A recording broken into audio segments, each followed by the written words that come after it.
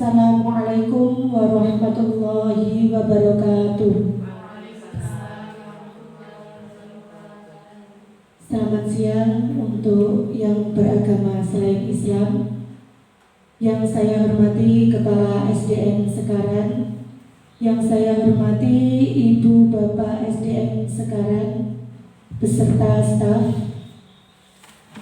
Alhamdulillahirabbil alamin. Pada siang hari ini kita dapat melaksanakan kegiatan diseminasi budaya positif di SDN Sekaran untuk memenuhi tugas aksi nyata calon guru penggerak Angkatan 10 Kabupaten Kediri. Untuk mengawali kegiatan ini, marilah kita berdoa. Untuk yang beragama Islam, baca basmalah bersama-sama. Untuk yang beragama selain Islam, dipersilakan untuk berdoa sesuai dengan keyakinan masing-masing. Berdoa mulai. Bismillahirrahmanirrahim. Selesai. Untuk selanjutnya, sambutan dari Kepala SDN Sekaran kepada beliau Ibu Yuni, kami persilakan.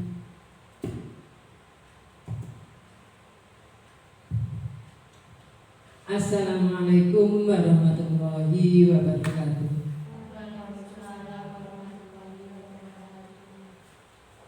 Selamat pagi kepada Ibu Bapak penganut sekalian Islam. Pertama-tama marilah kita panjatkan puji syukur kehadirat Allah Subhanahu wa taala di pagi hari ini, tengah siang kita dapat melaksanakan diseminasi budaya positif di SDN Sekaran ini dalam keadaan sehat walafiat. Yang kedua, salawat serta salam tetap kita curahkan kepada junjungan Nabi besar Muhammad Sallallahu Alaihi Wasallam. Semoga kelak kita mendapatkan syafaatnya. Bapak Ibu, alhamdulillah hari ini kita dapat melaksanakan acara dari calon guru penggeraknya oleh Bu Nur dalam rangka aksi nyata tentang diseminasi budaya positif. Semoga acara ini nanti dapat berjalan dengan lancar dan kita ikuti hingga selesai, dan acara ini nanti kita ambil hikmahnya dari apa budaya positif itu, nanti kita dapat menerapkan, mengimplementasikan budaya positif sehingga pembelajaran di sekolah ini dapat berjalan dengan lancar dan baik dan menghasilkan putra-putri yang tidak hanya pandai secara akademik tetapi juga berhasil non-akademik, terutama akhlak dan karakter anak. Mungkin ini yang bisa saya sampaikan. Apabila ada yang kurang berkenan, mohon maaf, dan saya akhiri. Wassalamualaikum warahmatullahi wabarakatuh. Terima kasih kami sampaikan. Untuk acara selanjutnya yaitu acara inti diseminasi budaya positif.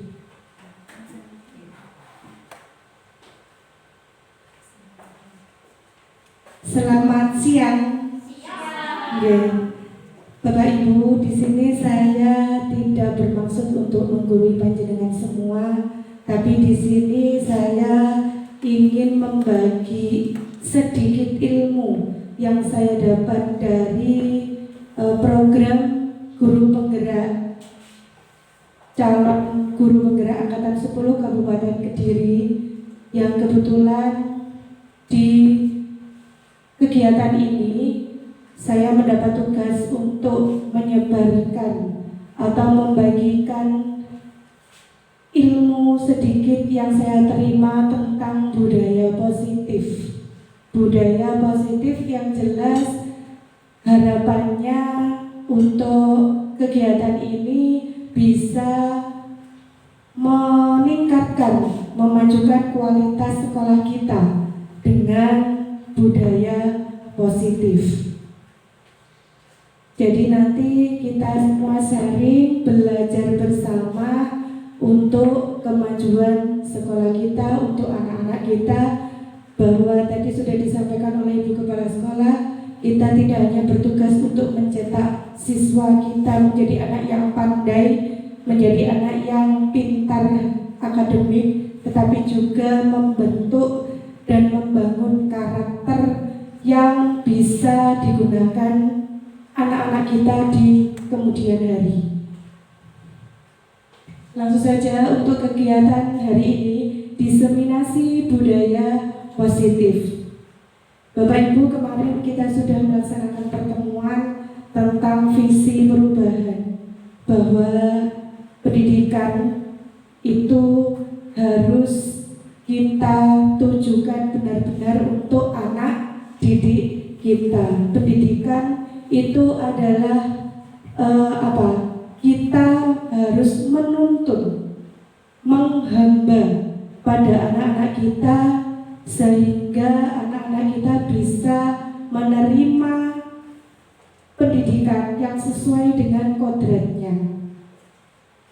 Perlu kita ingat bahwa tokoh pendidikan kita yaitu Bapak Ki Hajar Dewantara. Tujuan pendidikan menurut KHD adalah menuntun segala kodrat yang ada pada anak-anak agar mereka dapat mencapai keselamatan dan kebahagiaan yang setinggi-tingginya, baik sebagai manusia maupun sebagai anggota masyarakat. Oleh sebab itu, pendidik itu hanya dapat menuntun atau hidupnya kekuatan kodrat yang ada pada anak-anak agar dapat memperbaiki lakunya dan tumbuhnya kekuatan kodrat anak. Jadi tugas kita sebagai pendidik hanya bisa menuntun. Kita tidak bisa memaksakan anak didik kita sesuai dengan apa yang kita inginkan.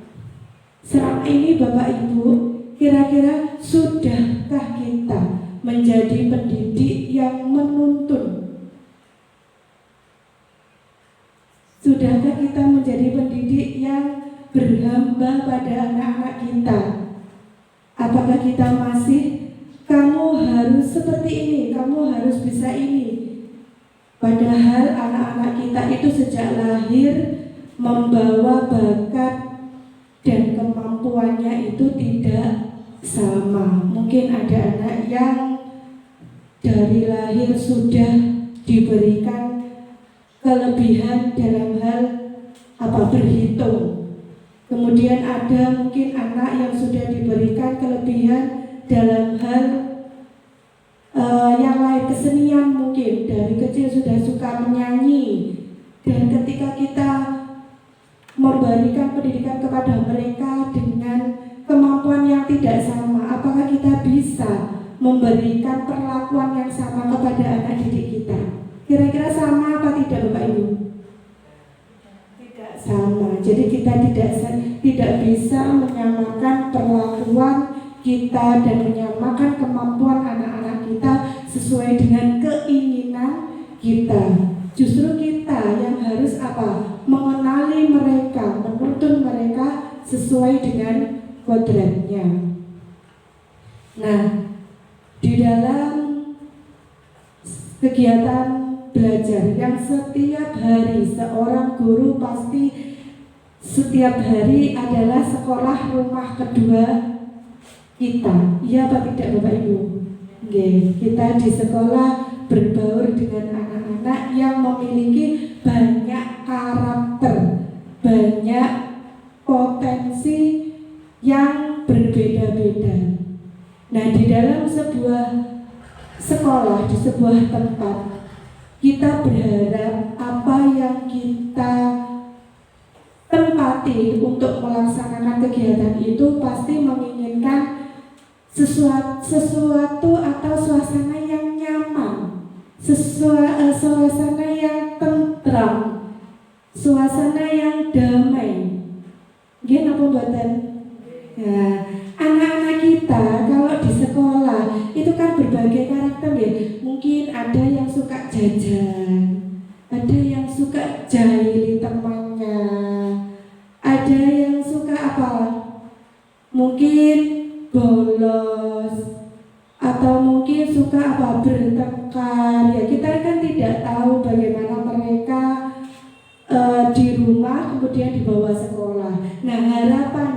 ketika anak-anak kita sudah masuk di sekolah bersama kita, itu mereka bisa nyaman, belajar bisa nyaman, bisa tenang tanpa ada apapun. Nah, disitulah yang kita perlukan yang namanya budaya positif.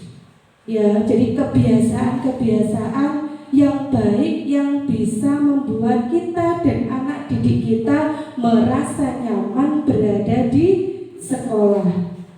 Budaya positif di sekolah yaitu nilai dan kebiasaan di sekolah yang berpihak pada murid agar mereka dapat berkembang menjadi pribadi yang kritis, penuh hormat, dan bertanggung jawab sesuai dengan profil pelajar Pancasila. Bapak Ibu masih ingat profil pelajar Pancasila? Ada apa saja?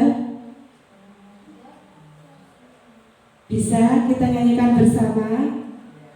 Coba ya, 1, 2, 3. Pelajar Pancasila beriman dan bertakwa pada Tuhan yang Esa dan berakhlak mulia, berkebinekaan global, gotong royong mandiri, kreatif dan bernalar kritis. Nah, harapannya anak-anak kita semuanya bisa menerapkan, bisa menumbuhkan karakter profil pelajar Pancasila melalui budaya positif.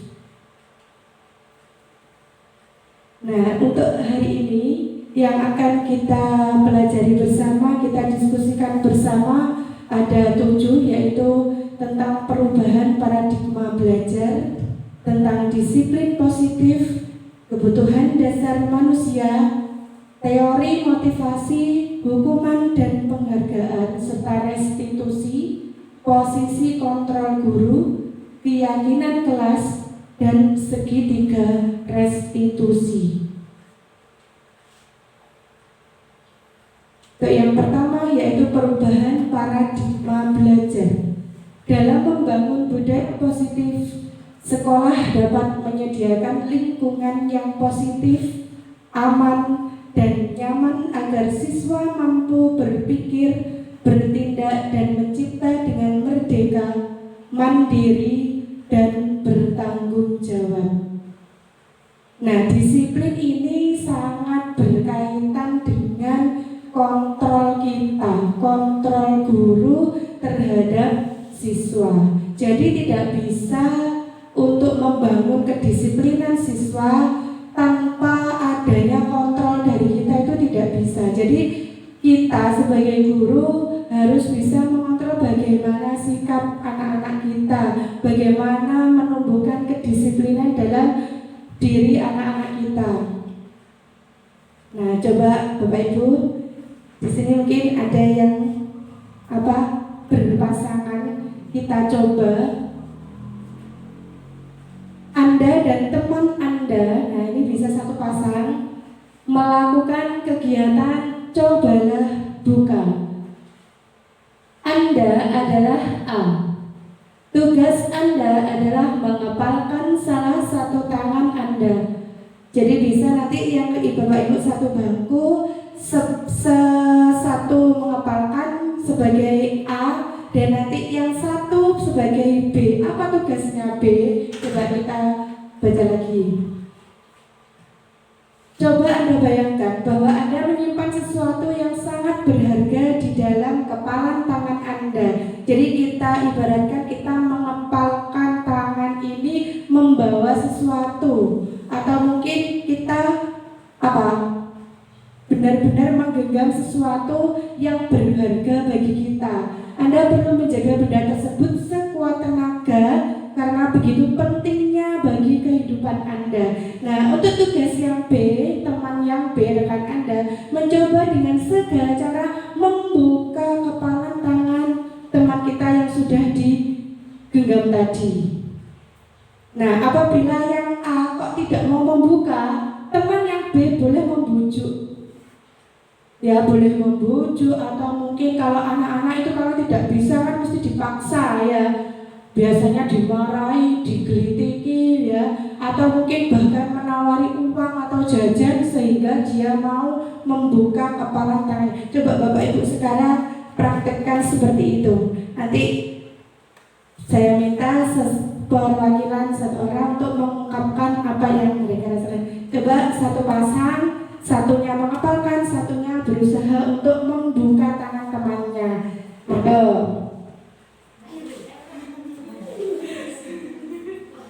Coba dibayangkan dengan ini menggenggam sesuatu yang berharga, kemudian teman yang berusaha untuk membukanya. Adakah yang berhasil? Coba perwakilan untuk menyampaikan pendapat mengapa kok sampai tidak mau membuka tangannya. Moga Bu El bisa.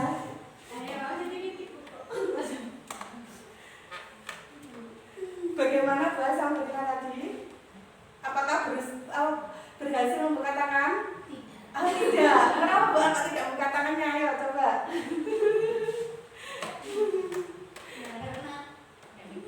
Oh ya, karena di sini ada yang sesuatu yang sangat berharga yang harus saya jaga. Terima kasih Bu Al. Tepuk tangan untuk Bu Al. Karena Bu Al ini menyimpan benda yang sangat berharga dan tidak boleh orang lain itu sampai merebutnya, sampai mendapatkannya. Ya, mengapa kok bisa terjadi seperti itu? Jadi Bapak Ibu, ini itu kita kita peribahaskan bahwa ini adalah milik kita. Kalau jenengan punya sesuatu yang sangat berharga, pasti jenengan tidak mau membuka tangan ini, kecuali kalau orang yang ingin membuka itu mungkin orang-orang yang sudah mendapatkan kepercayaan dari jenengan. Ngaten nggih? Nah, mengapa kok bisa seperti itu? Itu menandakan kontrol diri seseorang itu berada pada siapa.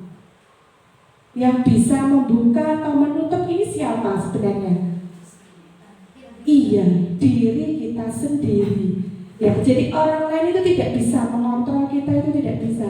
Kalau kita tidak ingin membuka, ya ini juga tidak akan membuka. Nah, itu Bapak Ibu sama juga dengan anak-anak kita. Ketika kita mengontrol anak-anak kita dan anak-anak kita itu tidak merasakan sendiri dari dirinya sendiri untuk berbuat sesuatu, ya, padahal kita sudah mengontrolnya.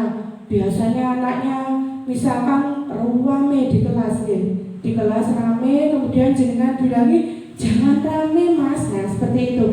Kira-kira kalau kontrol itu tidak ada dalam diri si anak, ketika jenengan menasehati jangan rame, apakah dia bisa diam? Tidak bisa. Ya, jadi tetap diri kita sendiri yang bisa mengontrol itu. Nah, perubahan paradigma belajar, perubahan paradigma teori kontrol atau ilusi menurut Dr. William Glasser. Jadi ilusi guru mengontrol murid, ilusi bahwa semua penguatan positif, efektif dan bermanfaat, ilusi bahwa kritik dan membuat orang merasa bersalah dapat menguatkan karakter, ilusi bahwa orang dewasa memiliki hak untuk memaksa. Apa itu ilusi guru mengontrol murid?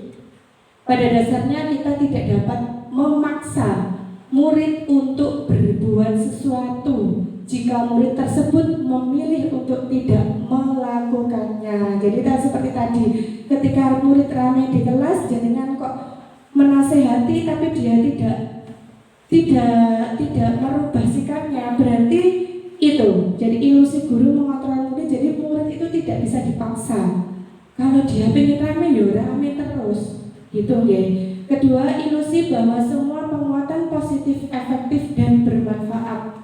Penguatan positif atau bujukan adalah bentuk kontrol. Mungkin jenengan menasihatinya dengan cara membujuk, jangan rame mas, biar nanti dapat nilai yang baik. Nah seperti itu mungkin masih bisa dan bermanfaat. Tapi kalau tidak, anaknya tidak ada kontrol dari dirinya, ya biasanya tetap tidak pengaruh. Kemudian yang ketiga, ilusi bahwa kritik dan membuat orang merasa bersalah dapat menguatkan karakter. Jadi menggunakan kritikan, kita menodong anak itu, kamu salah, kamu jangan ramai. Nah seperti itu menggunakan kritik dan rasa bersalah untuk mengontrol murid menuju pada identitas gagal. Jadi seperti itu malah justru membuat siswa kita itu merasa gagal.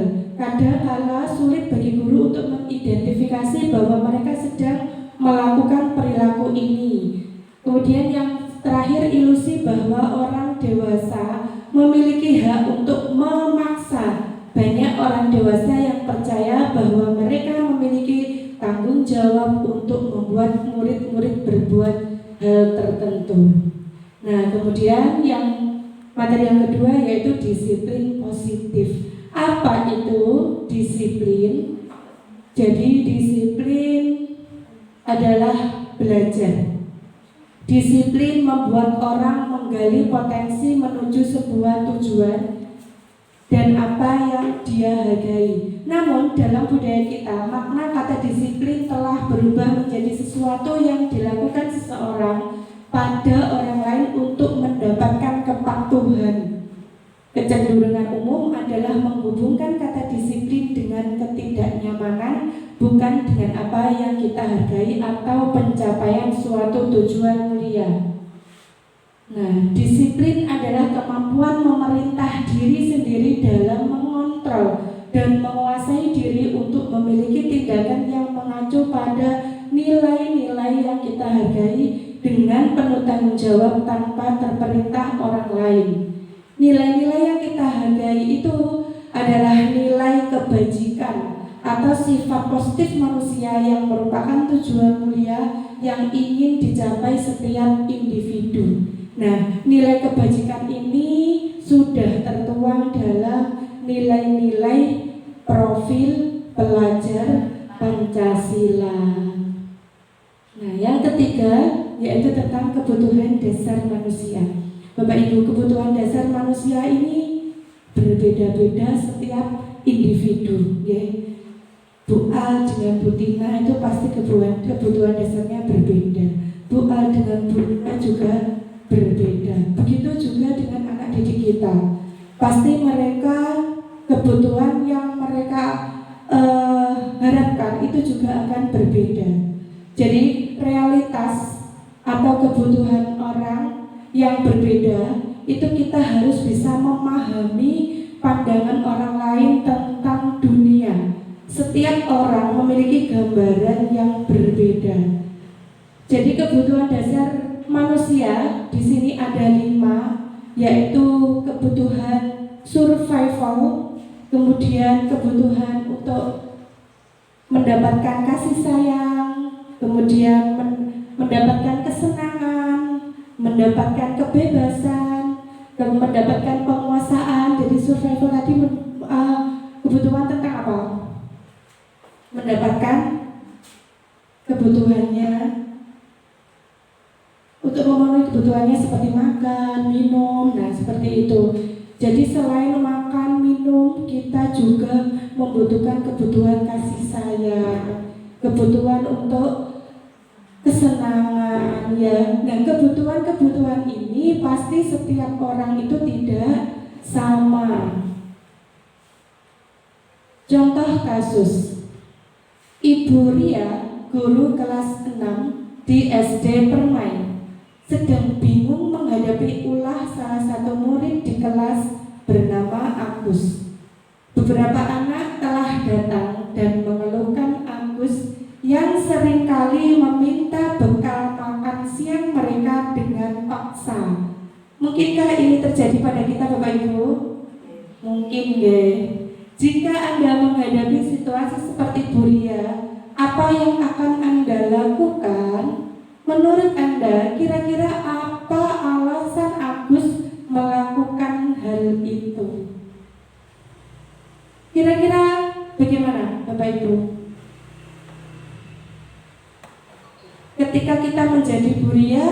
harusnya kita bagaimana? Menasehati, ya bisa menasehati. Kemudian yang kedua, menurut Anda kira-kira apa alasan Agus melakukan hal itu? Mengapa kok Agus sampai seperti itu? Ya mungkin tidak mendapatkan perhatian dari orang tua, atau mungkin tidak mendapatkan bekal dari orang tua, seperti itu deh. Nah coba kita ulas bersama.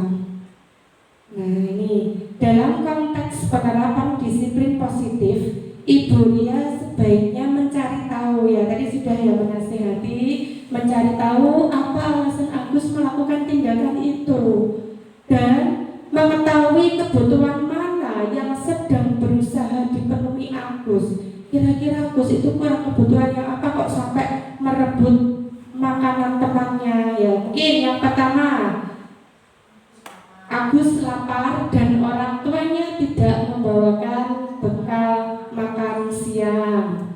Itu alasan mungkin yang pertama kebutuhannya. Yang kedua, mungkin juga Agus itu sedang mencari perhatian. Kalau kurang perhatian itu berarti kebutuhan apa yang ingin dicapai Agus?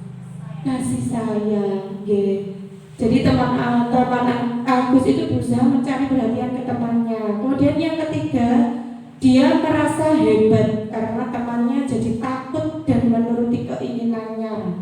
Ya mungkin Agus itu merasa dia badannya besar, ya ditakuti teman-temannya. Kemudian yang keempat, Agus merasa bosan dengan bekal yang dibawakan orang tuanya karena selalu bekalnya sama. Ya. Jadi mungkin Agus sebenarnya sudah dibawa bekal sama orang tua, tapi dia itu bekalnya setiap hari itu terus ya. Akhirnya apa? Dia pengen yang lain, dia ingin lauk yang lain mungkin ya, kebebasan. Kemudian yang kelima, karena kesenangan tadi, kebutuhan untuk mendapatkan kesenangan, Agus hanya iseng dan menikmati ekspresi wajah temannya. Ada ya yang seperti itu anak-anak kita ya, nggak nyapa-nyapa terus dijawel, akhirnya apa? Yang tidak terima kejawel terus akhirnya apa? Marah ya. Padahal dia niatnya cuma apa? Saya hanya bercanda bu, gitu ya. Nah itu mungkin dia pengen mendapatkan kesenangan. Nek wis jarak koncone wis lowok go, kasarane ngoten iki. Nah, terus selanjutnya yaitu tentang hukuman, konsekuensi dan restitusi. Bapak Ibu, panjenengan ketika mengajar di kelas, di sekolah, ketemu anak-anak, mungkin mereka sedang melakukan kesalahan, ya. Pernah panjenengan menghukumnya? Pernah panjenengan memberikan hukuman yang mungkin sampai anak kita merasa takut untuk sekolah? Tidak, tapi kalau menghukum, biasanya menghukumnya bagaimana Bapak Ibu? Secara verbal, dinasihati seperti itu? Dicubit mungkin? Oh tidak, ya, alhamdulillah. Ya. Jadi hukuman itu sebenarnya boleh apa tidak sih Bapak Ibu? Kita pelajari bersama. Di sini ada tentang hukuman, ada konsekuensi, dan ada restitusi. Nanti harapannya setelah ini panjenengan bisa mengambil sikap ketika anak kita berbuat salah. Itu kita harus bagaimana? Apakah kita harus menghukumnya? Apakah dengan menghukum kemudian anak kita sudah tidak akan melakukan kesalahan lagi? Nah, nanti kita setelah ini harapannya bisa menerapkan ini di anak-anak kita. Hukuman itu sifatnya tidak terencana. Hukuman itu sifatnya secara tiba-tiba. Misalnya ketika istirahat, jenengan tahu anak didik jenengan mengambil jajan temannya secara paksa. Saat itu juga jenengan tahu dan saat itu juga jenengan memberikan hukuman. Kenapa kamu ambil jajan? Nah, seperti itu ya. Kemudian, ayo sekarang diganti. Nah, dengan kata-kata seperti itu, awas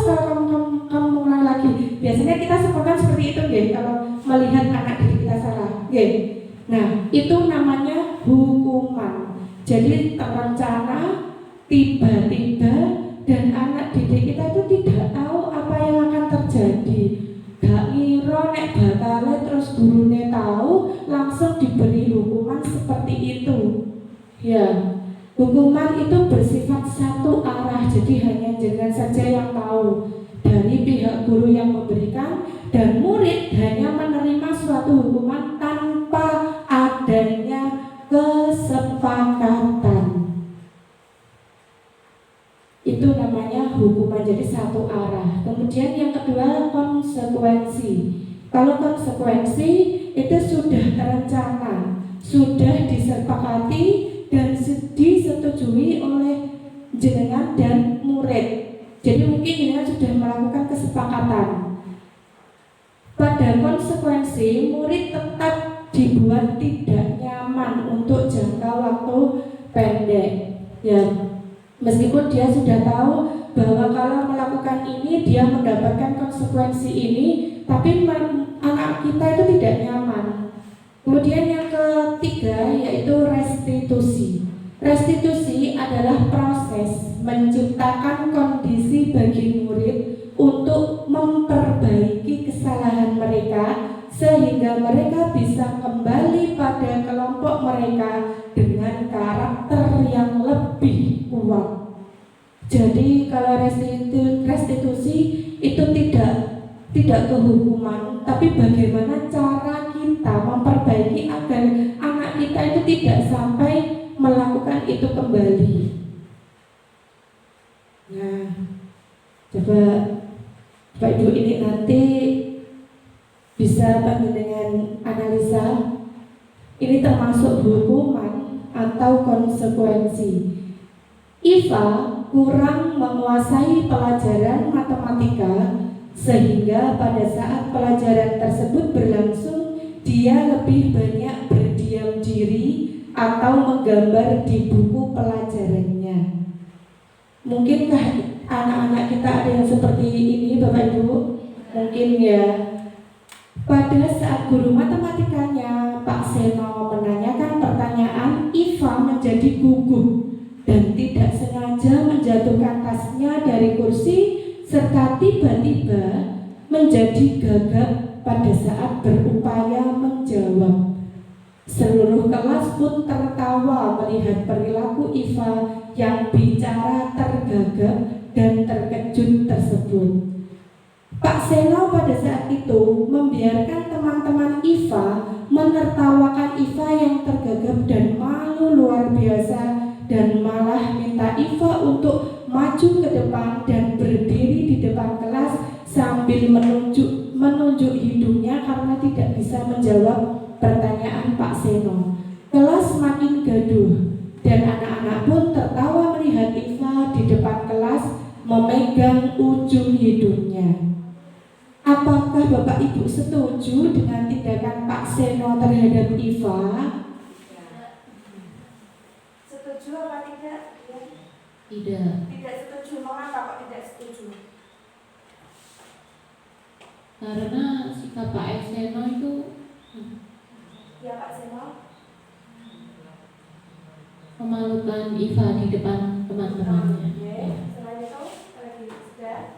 Kemudian yang kedua, menurut Anda tindakan Pak Seno terhadap Iva adalah sebuah hukuman atau konsekuensi? Hukuman. Mengapa kok disebut hukuman? Karena Iva tadi tidak bisa menjawab pertanyaan Pak Seno, akhirnya suruh maju untuk dihukum.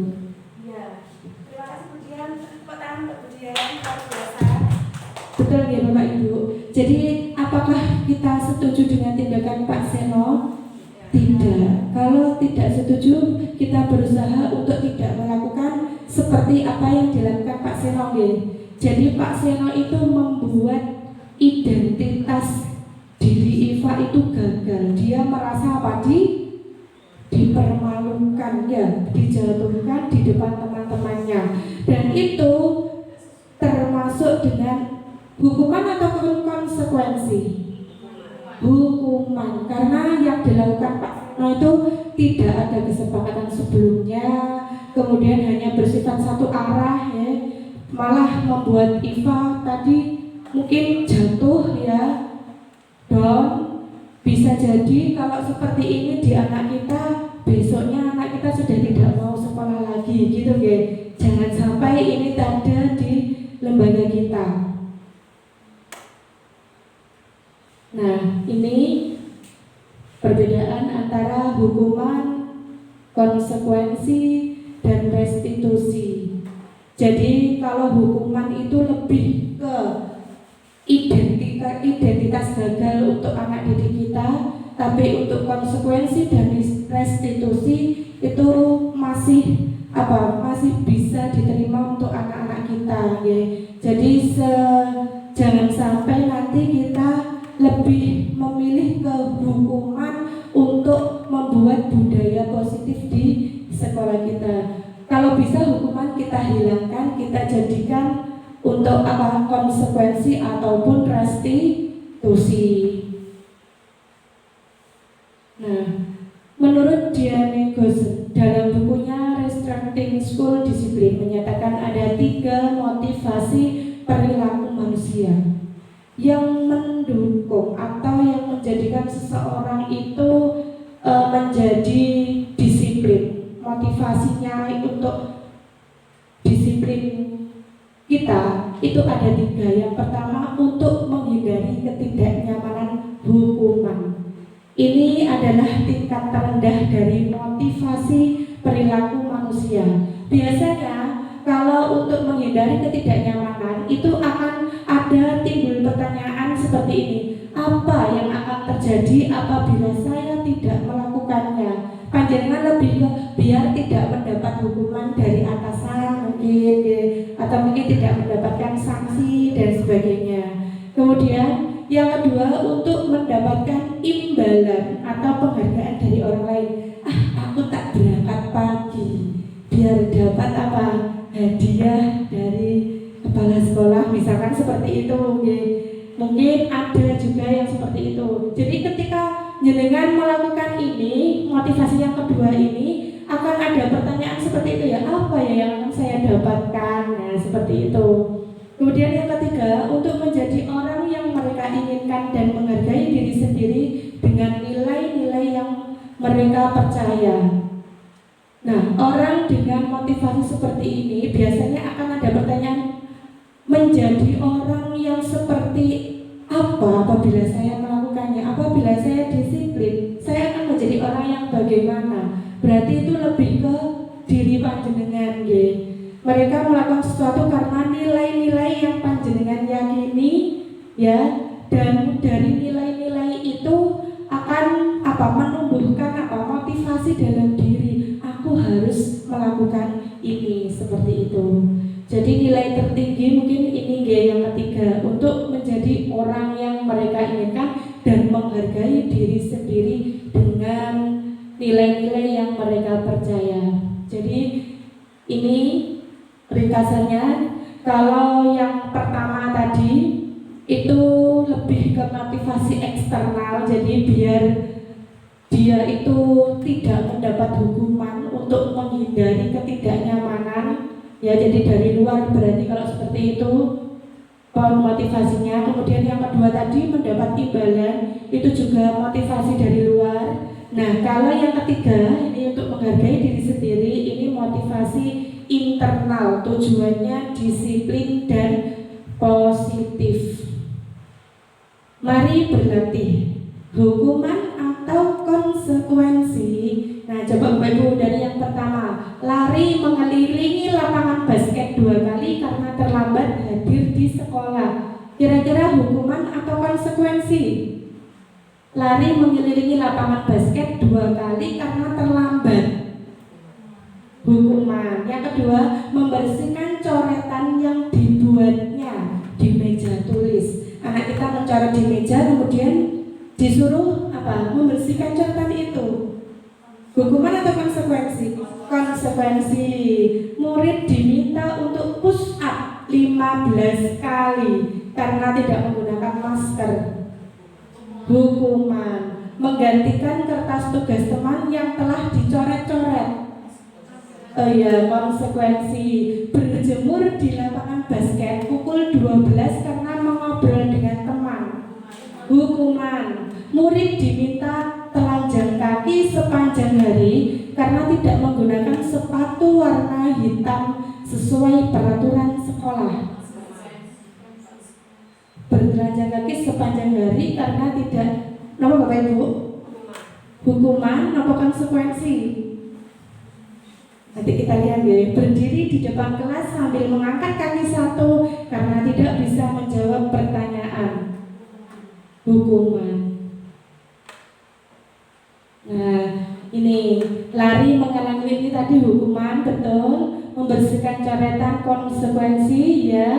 Murid push up tadi hukuman, benar. Menggantikan kertas konsekuensi. Berjemur di lapangan basket hukuman. Murid diminta bertelanjang kaki, ini termasuk hukuman. Dan berdiri di depan kelas sambil mengangkat kaki satu.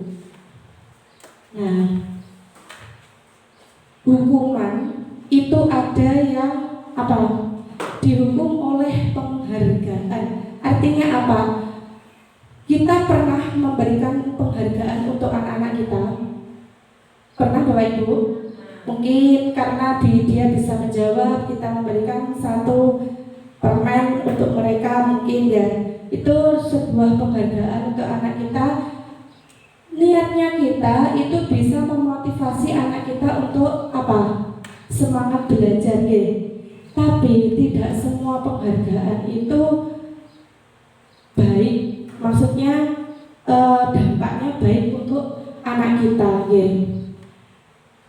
Jadi Al-Fikon itu mengemukakan baik penghargaan maupun hukuman adalah cara mengontrol perilaku seseorang yang menghancurkan potensi untuk pembelajaran yang sesungguhnya. Kalau tadi yang hukuman jelas kita tidak bisa melakukan itu, ya harus kita hindari. Nah ternyata selain hukuman itu ada penghargaan yang juga harus kita hindari. Menurut Kon, secara ideal tindakan belajar itu sendiri adalah penghargaan yang sesungguhnya.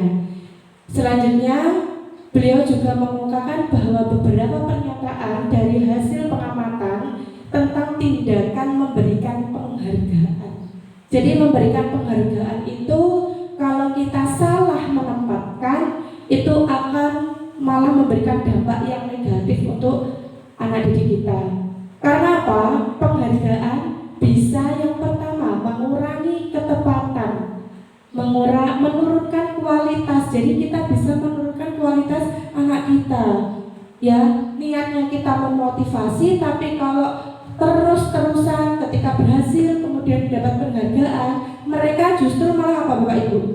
Biasanya kalau terus kita gencar dengan penghargaan, anak kita malah apa? Nggih, malas, kemudian mungkin mereka juga akan apa? Alah, aku pasti bisa. Nah, seperti itu ya. Jadi menurunkan kualitas, jadi dia apa? Percaya dirinya tinggi gitu loh. Kemudian mematikan kreativitas. Mematikan kreativitas. Jadi tidak selamanya penghargaan untuk anak kita itu bisa diterima baik untuk anak-anak kita. Mungkin itu yang jadi, kalau kita sebagai ibu pernah merasakan, ayo belajar yang rajin, waktunya ulangan. Besok kalau ranking 1 dapat nilai baik, ibu belikan sepeda. Pernah Bu seperti itu? Jangan sampai nih, nanti apa? Akhirnya dia itu berusahanya bukan karena untuk kemampuannya sendiri, tetapi apa? Untuk unsur yang lain. Ben aku oleh sepeda. Nah seperti itu ya.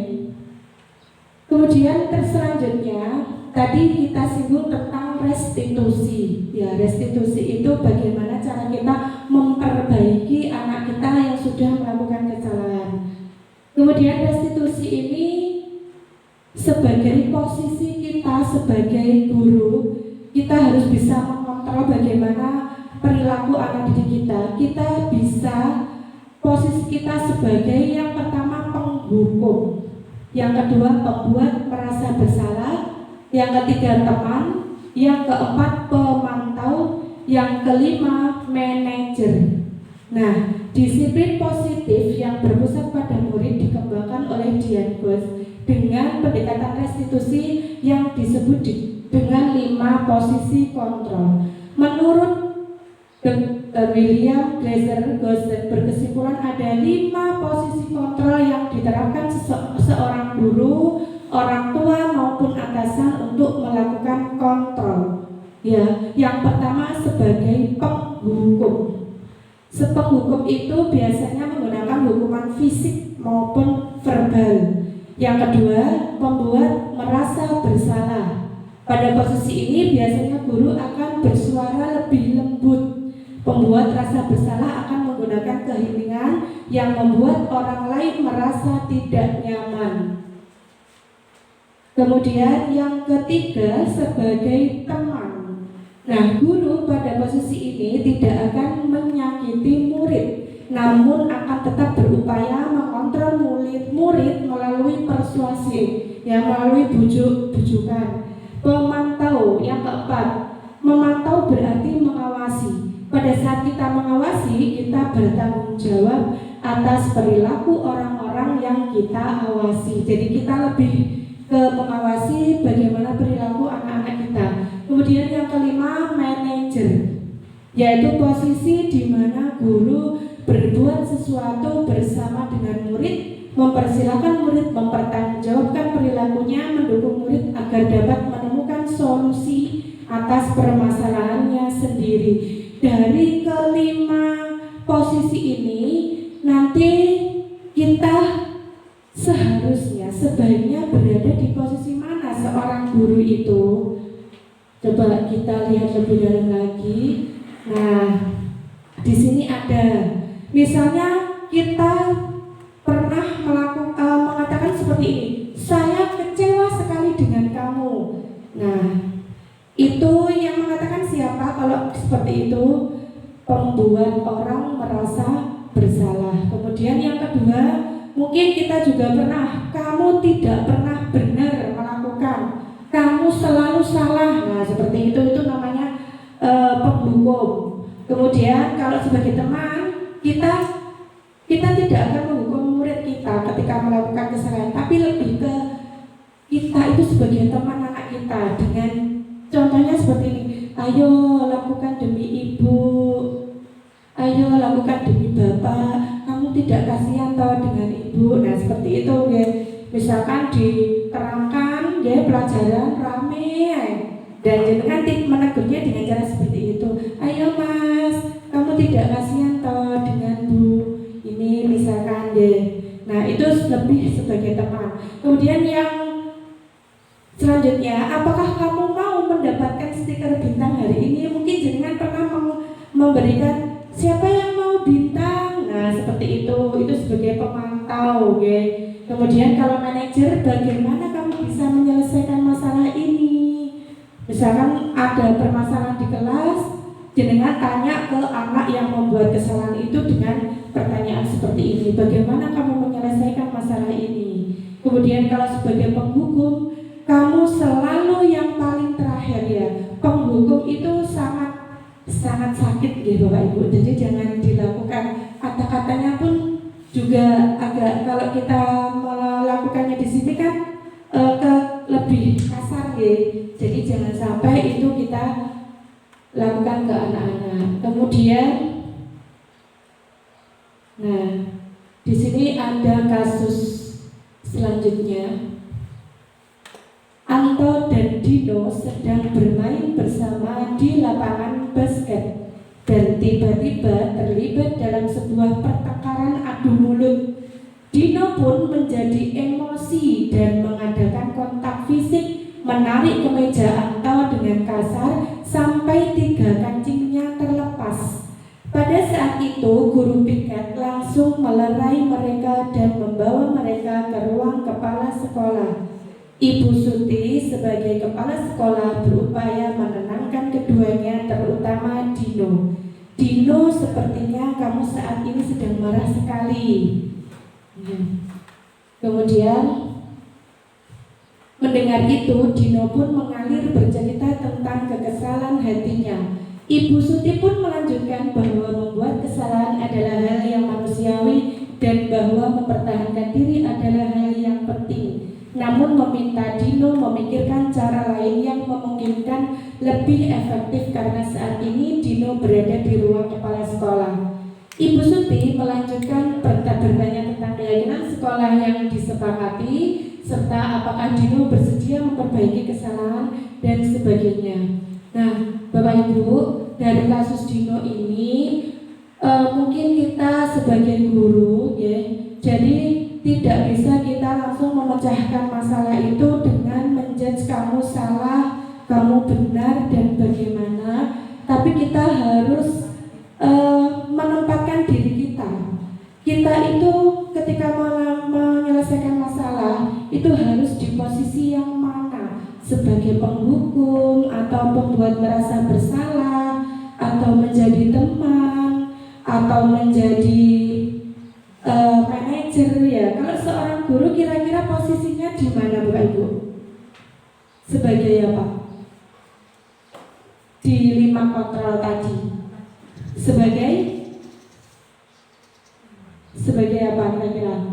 Penghukum, pembuat merasa bersalah, teman, pemantau atau sebagai manajer? Kira-kira kalau seorang guru sebagai pendidik seharusnya kita berada di posisi kontrol yang mana? Kalau kita sendiri pribadi pasti tergantung situasi gitu. Kalau mungkin anaknya sudah berkali-kali diingatkan tetap ya, pasti kita juga bisa menjadi penghukum seperti itu, oke? Tapi yang seharusnya itu yang mana, Bapak Ibu? Sebagai apa? Sebagai teman, pemantau, manajer, sebagai manajer, ya. Jadi kita harus bisa menyelesaikan masalahnya dan memposisikan diri kita sebagai manajer. Kemudian yang selanjutnya yaitu tentang keyakinan kelas. Bapak Ibu sudah pernah membuat keyakinan kelas di sekolahnya, di kelasnya masing-masing?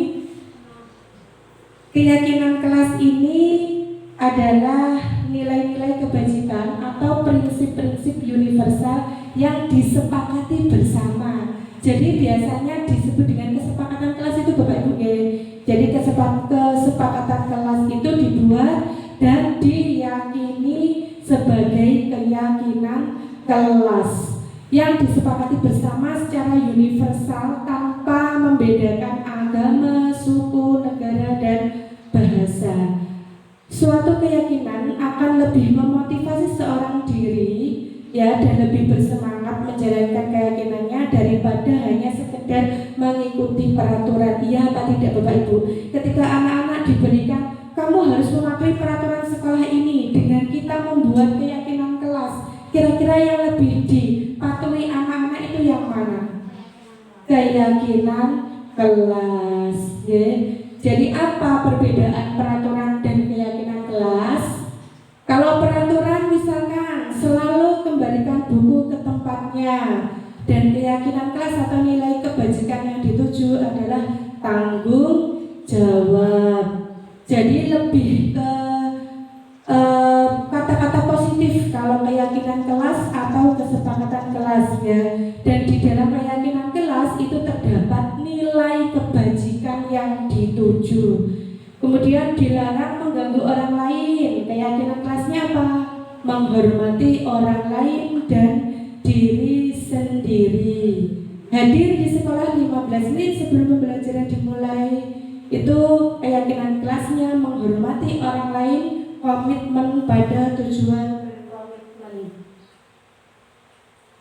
Nah, di sini ada pembentukan keyakinan kelas ya. Jadi Bapak Ibu yang belum atau yang selama ini belum pernah membuat keyakinan kelas, bisa nanti dicoba ya dengan murid-murid yang baru di awal tahun pelajaran.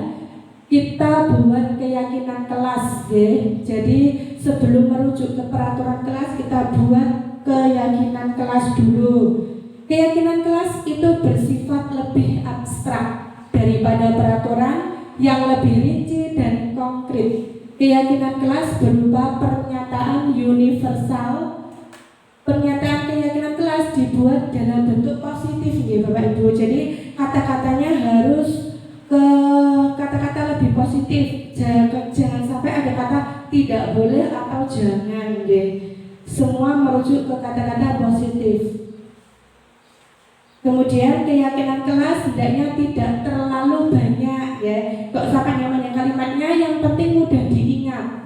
Keyakinan kelas sebaiknya sesuatu yang dapat diterapkan di lingkungan, yang bisa kita terapkan di sekolah kita. Semua warga kelas ikut berkontribusi. Jadi semua siswa berhak memberikan keyakinan kelas. Mereka itu menginginkan kelas yang bagaimana, itu berhak memberikan pendapatnya mereka ya. Bersedia meninjau kembali keyakinan kelas dari waktu ke waktu. Jadi keyakinan kelas ini bersifat fleksibel gitu Bapak Ibu. Maksudnya itu bisa diganti atau mungkin untuk kedepannya misalkan ini sudah tidak digunakan, bisa diganti dan untuk perubahan yang lebih baik. Nah, ini tadi kita sebagai seorang guru seharusnya berada di posisi control manager. Nah, di posisi control manager, ketika kita menyelesaikan suatu permasalahan, kita harus menerapkan segitiga restitusi. Apa itu segitiga restitusi? Yaitu proses menciptakan kondisi bagi murid untuk memperbaiki kesalahan mereka sehingga mereka bisa kembali pada kelompok mereka dengan karakter yang lebih kuat. Melalui restitusi guru dapat membantu murid menjadi lebih memiliki tujuan, disiplin positif, serta memulihkan dirinya setelah berbuat salah. Kemudian membantu murid untuk jujur pada diri sendiri dan mengevaluasi dampak dari kesalahan yang dilakukan, memberikan penawaran dan bukan paksaan. Nah, di segitiga restitusi ini Bapak Ibu, itu ada 3 tahapan. Yang pertama yaitu menstabilkan identitas. Apa itu menstabilkan identitas? Ya, contohnya ketika kita menstabilkan identitas, kita bisa mengatakan berbuat salah itu tidak apa-apa, tidak ada manusia yang sempurna. Kemudian saya juga pernah melakukan kesalahan seperti itu, kita bisa menyelesaikan ini. Nah, seperti itu ya Bapak Ibu. Jadi menstabilkan identitas itu dengan kata-kata yang seperti ini contohnya. Kemudian yang kedua, validasi tindakan yang salah. Apa yang bisa kita katakan ketika validasi tindakan yang salah? Contoh, kamu pasti punya alasan melakukan hal itu. Kemudian kamu patut bangga pada dirimu sendiri karena kamu telah melindungi sesuatu yang penting buatmu. Ini validasi tindakan yang salah. Kemudian yang ketiga, tahapan yang ketiga menanyakan keyakinan. Apa yang bisa kita katakan? Contoh, apa yang kita percaya sebagai kelas atau keluarga? Apa nilai-nilai umum yang telah kita sepakati? Apa bayangan kita tentang kelas yang ideal? Nah, seperti itu. Kamu mau jadi orang seperti apa? Nah, seperti itu ya. Itu menanyakan keyakinan kelas. Mungkin bisa kita juga mengingatkan kembali, kamu masih ingat dengan keyakinan kelas yang setelah kita buat? Nah, seperti itu. Kemudian Bapak Ibu, untuk sebagai bahan kesimpulan ya untuk kegiatan hari ini, jadi sebisa mungkin sebagai seorang pendidik kita tidak lebih banyak melakukan atau memberikan hukuman kepada anak didik kita, entah itu berupa fisik ya maupun perkataan yang bisa membuat siswa kita menjadi gagal, menjadi down, dan sehingga mereka tidak semangat untuk berangkat ke sekolah. Sebisa mungkin kita bisa menjadi ibu, bapak yang dibutuhkan anak-anak kita, yang setiap harinya selalu dirindukan anak-anak kita, dan bisa sebagai manajer dalam penyelesaian masalah yang ada di sekolah kita. Dari sini Bapak Ibu mungkin ada yang kita diskusikan atau mungkin yang ditanyakan.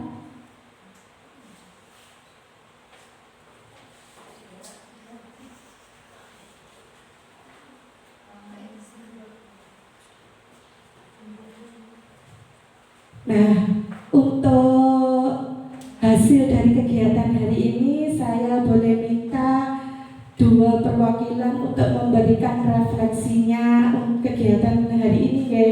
Apa yang panjenengan dapat, apa yang panjenengan rasakan dengan adanya kegiatan ini, adanya materi ini yang nantinya bisa membuat lembaga kita semakin lebih baik. Dua perwakilan ya, monggo.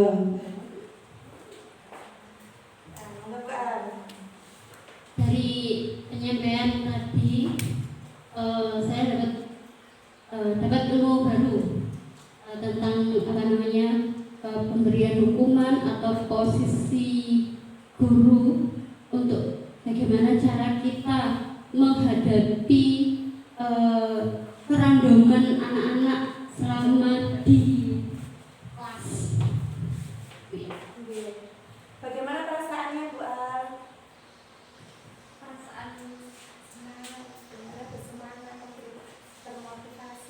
Saya sedikit termotivasi, gimana ya, kayak dapat nanti kayak gini loh, kalau di sekolah nanti saya bisa, misalkan ada anak yang berperilaku seperti ini, saya dapat bagaimana cara menyikapi anak tersebut. Oke, terima kasih Bu Al. Tepuk tangan untuk Bu Al. Semoga tidak hanya sedikit termotivasi, tapi lebih dan lebih lagi termotivasi untuk menjadi ibu yang selalu dirindukan anak-anak kita. Untuk selanjutnya, monggo. Apa yang jenengan rasakan dan ilmu apa yang didapatkan dari kegiatan ini?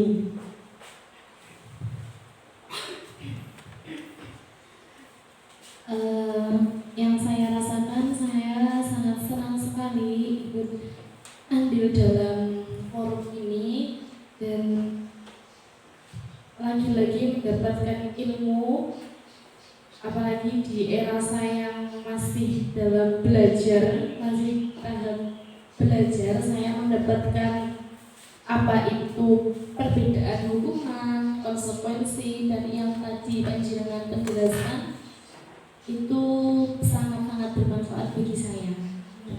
Terima kasih Bu, luar biasa. Terima kasih Bapak Ibu atas waktu yang telah diberikan untuk saya. Semoga sedikit ilmu yang saya sampaikan ini bisa bermanfaat untuk panjenengan dan khususnya untuk anak-anak kita serta lembaga kita tercinta. Demikian yang bisa saya sampaikan. Apabila ada kurang lebihnya dari awal hingga akhir, saya mohon maaf yang sebesar-besarnya. Akhir kata, wassalamualaikum warahmatullahi wabarakatuh.